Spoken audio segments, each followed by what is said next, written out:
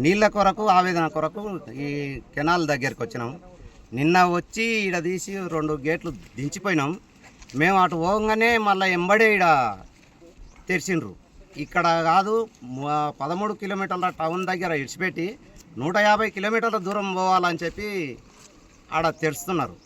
ఈ చుట్టుపక్కల ఉన్న రైతులు మాత్రం చేలు ఎండబెట్టుకునే పరిస్థితి వస్తుంది. మాకు నీళ్లు కావాలన్న ఆవేదనతోన ఎంత చెప్పుకున్నా కానీ పట్టించుకునేటోళ్ళు లేరు. మా ఎమ్మెల్యే రాజేష్ రెడ్డి గారు కానీ ఎవరు చెప్పినా కానీ ఆఫీసర్లు పట్టించుకుంటలేరు. మా రైతుల కష్టాలు అన్నది వాళ్ళకి ఎప్పుడు తెలుస్తుంది అన్నది మేము ఇక్కడ వచ్చి కూర్చున్నాం. రైతు బంధు వర్తలేదు. యూరియా బస్తా మాకు షార్టేజ్ అయింది. 500 పోయి అడిగినా కూడా లేదు ఆడ. అదేదో యాప్ తెచ్చిర్రు. ఆ యాప్లో మేము చేసుకోవాలని పోతే ఎప్పుడు జీరో చూపిస్తుంది.